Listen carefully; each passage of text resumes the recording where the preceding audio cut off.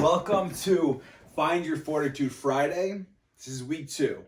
Every Friday, Find Your Fortitude's coming out, and it's going to keep getting better and better. And we're going to get situated here. I'm going to get situated with this podcast thing because yesterday, well, really last week, I just want to do this. I want to continue to do this. I love, as I've said, speaking and helping people, sharing my insights, my experiences to help people change their perspective. And yesterday, thank you to my man Devin, I was doing his podcast, and we were talking. He was asking me about what I was doing post, reality TV and stuff like that. And I was telling him about my podcast, and then he was asking me what the future is for my stuff and why I started doing this stuff. And whoever's been following me since my fitness stuff knows that one of the biggest things that I talk about is what's your why. And I think that's a big thing with this podcast is I don't know what my why is. Truly, a true essence of a why. Like when somebody asks me why I'm doing this, why I'm continuing to do it, why I'll stop, but I keep wanting to come back. I keep wanting to try it again. I keep wanting to do it. Like, why? And I've never really had a real answer up until this morning. And it's like my why. I guess it's kind of like my biggest fear in a sense, my biggest reason, all in one. And so I listen to Les Brown. I listen to Les Brown religiously. I love him, and he's such an incredible speaker. Like his passion, his energy, everything's just, it flows. It's incredible. And the energy, for me, it's all about charisma, energy. And I listen to him so much, it's hard for me to remember exactly what he says, stories and the exact points. But one thing that always sticks out for me, and I feel it in my stomach, when you hear something and you feel it, I always I go back and listen to it again. And it's when he says, I'm not going to get emotional on this, but he always ends off his speeches with, I'm Les Brown, Mamie's brown baby boy. And I love that because it's for his mom, and it's so incredible. I'm not getting emotional. I'm going to keep it together here because I'm shifting my legs, crossing my arms. But so that's just, that touched me, and it's why am I doing all this? Everything I've been through, it's because my mom helped me with my perspective on things, the way she raised me, and everything I do, she's always in the back of my mind. And it's hard expressing that because as soon as my biggest fear is letting her down, disappointing her, me not making her proud. That's just, we're just getting vulnerable and very real here. That's my biggest fear with whatever I do, is that she wouldn't be proud of it, or she would want me to do something better or more productive or better overall, whatever, in any aspect of my life. And so I need, and then, as you know, I bounced around, but it's all going to come back. Somebody was messaging me the other day about, with my club foot and how my left calf's twice the size of my right calf, and how I was able to do bodybuilding with it, and how I'm okay with it, and I don't let people's opinions or comments bother me because they have an issue where they're uncomfortable with, I forget exactly what it was, but there was something physical, an appearance that was abnormal, and they were very self-conscious about it, and so they try to hide it and stuff. And so what I told them, and I didn't have this growing up because I tried to hide my calf. I used to wear oversized shorts and just sag them.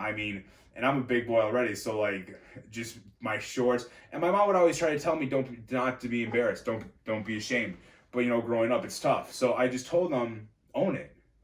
That's what makes you special. That there's nothing to be embarrassed about, because that's what makes you special. And I think everybody goes through their own things, whether you can see it or not. And the very important thing is for you to own it, because if you're ashamed of it, then how can you expect anybody else to be,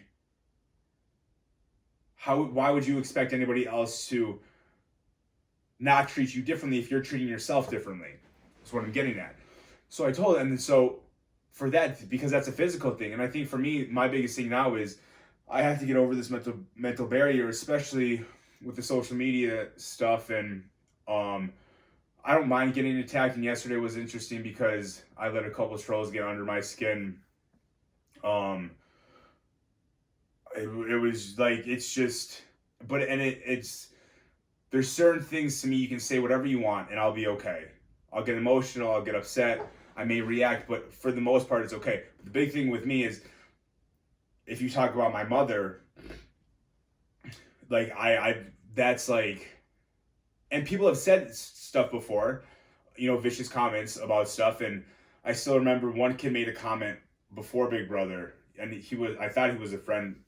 I guess he wasn't. And he said something to me when I was trying to get into shape. I posted a picture, and he's like, "You're not going to be anything more than a bouncer," which I didn't care. That's not what bothered me. But then he went as far as saying, "I'm sure your parents would be proud," and that, the comments like that shake me up, and it's like a rage inside of me, which is good in a sense because I'm the person that uses that rage to, like, I take it out in the gym and other things, aspects of my life. But if I'm open about my mom and not wanting to disappoint her, that's a floodgate. I'm opening up a floodgate for comments and a way to get to me, which a lot of people want to do. Not just to me, but just to people in general. And when they know your weak spot, they know your weak spot, and they're going to take advantage of it. Well, for what I want to do, because this is what I'm doing. Like, I want to speak, I want to talk to people. I love this. And then another insecurity, it's kind of minor, but it's like, well, I'm not perfect. Like, I'm far from perfect. And so a while ago, I was listening to a relationship motivation video, and he said something that always stuck with me, because he was trying to get over a relationship that just wasn't healthy, and he just had to get over it. And then he was talking about how he would deal with his clients asking him, well, if you're such a great relationship coach, which I am not. I am not a relationship coach. Let's make that very clear. But he was saying, if I'm his client, if for him to get over his clients asking him, if you're such a great relationship coach, why couldn't you make your relationship work? And what he said was brilliant. He's like, well, because I'm human. I'm not perfect, which is great because I'm learning, which helps me teach. So this journey that I'm on in life, with everything I've been through, for whatever reason, I truly believe I was given a gift to help people smile. And it's not like I like making people smile. I like impacting your life for the better, whether it's just my company or whether it's through training, fitness, nutrition, giving you a new outlook on your health, or just me sharing my stories and helping you change your perspective. Like, I truly feel I'm good at it, and I help, and I love it. It's just scary because I have my own fears and insecurities where, like I said, I'm opening up a floodgates to get attacked by it, but that's something that I need to work out myself. Like today, this was the first video. I think I didn't rush home right after my run to do the video because I felt good, because that's the only way I've been able to do videos, is because my why wasn't strong enough. So I'd have to do just basically my runner's high, endorphins from working out, running, whatever it was, use that and do a good podcast and try to help people and share. But now I finally have a vision, and it's just like, it's great. And so for this video, that's kind of like my why, sharing my why. And I'm Deborah Geiger's baby boy, Mark Jansen, and I have to use that because she's my why. And I understand this podcast. I keep saying podcast, and I'm not even uploading it to the freaking Apple podcast. I'm just doing YouTube videos, which will all change. It's all going to come together. But this is the beginning. This is me learning how to open up and and have control of my emotions, and just speaking, obviously, and just being open and raw with people, and hearing people's feedback through messages and stuff. So for me to own that, it's scary. Very scary, because if I hear the name, I get emotional. And I've been trying to fill this void for the past 10 plus years, which is crazy to think about. Because when I lost my mom, I just had this, I was left with a huge void in me. And I mean, if I don't talk about it, then is it really a void? Is it really there? Is it a weakness? You ignore something, is it a weakness or not? And I'm just getting to a point in life, talking to people, friends, and my close friends, and people that are there for me. And I'm realizing, and Devin really helped me with this, and yesterday just talking, that everything I've been through, and me talking about it, it keeps the wound open, but it helps people. It helps people change their perspective. And when I was going through everything I went through, I didn't have anybody to look up to that kind of that kind of had similar experiences. Not even just losing my mom, but just growing up without a dad, or getting bullied, or stuff like that. And maybe it's because I didn't really look for somebody to search, or times are changing with YouTube and everything. But if I can do that and help somebody, if it's not about losing a parent or a loved one, if it's not about being bullied, if it's not about losing weight or being healthy, hopefully it's just something. And again, that's why I want to bring guests on. But this is good for me, great for me, because this is something I had to overcome. And I think it's very important for people to just be honest with themselves.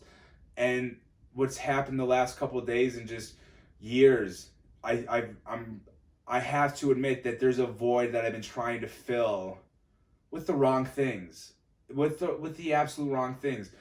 I hold on to things that I shouldn't be holding on to. I push people away that I shouldn't push away. Because, like I said, the void, I'm trying to fill this void, but it's not really a void. I don't even know how to describe it, and I can't really describe it because I've never really talked about it.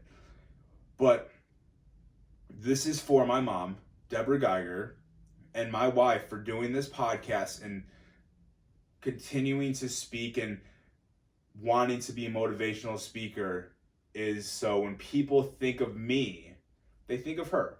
And she was the strongest woman that I knew growing up, a single mother, moved cross country by herself, and she was the strongest woman. So, and it's scary for me to say that, because what if I fail, or what if I'm a bust of a motivational speaker, which I don't think I am. I think I'm too charming. But what if it doesn't work? And then, this stuff's always out there, and then in the back of my mind, and then it's just, and then that's my biggest fear. But sometimes you just have to lay your cards down. You just have to lay your cards down and say, whatever the outcome, there's nothing holding me back. There's no fear or anything else. And to touch and to kind of bring this back to help you with whatever you're going through, your circumstances don't make you. Your failures don't make you. Rejection that's not who you are. You are whoever you want to be.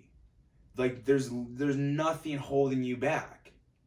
And if there is something holding you back, you just need to be honest and let it out, and understand that, yeah, for whatever reason, this is holding you back, but it's not going to hold you back forever. What's holding me back right now, and you really can't believe I'm sharing this, because, like I said, for over 10 years, I've been trying to fill a void that I've been looking in the wrong place to fill a void.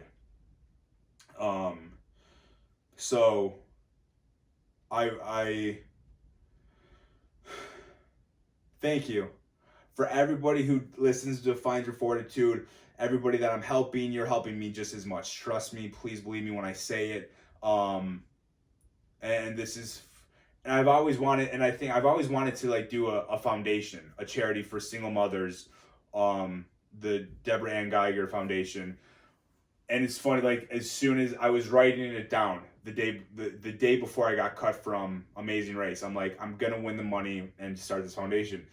But obviously I got cut, and then I'm realizing like even though I'm not in the position or have the time or the patience to deal with starting something like with that, there is something that I can do, and it's to talk about her, and this is what I want to do, and this is what I love. So I can continue to help share my experiences and help people in one way or another. So that's what I'm going to do, and that's my why.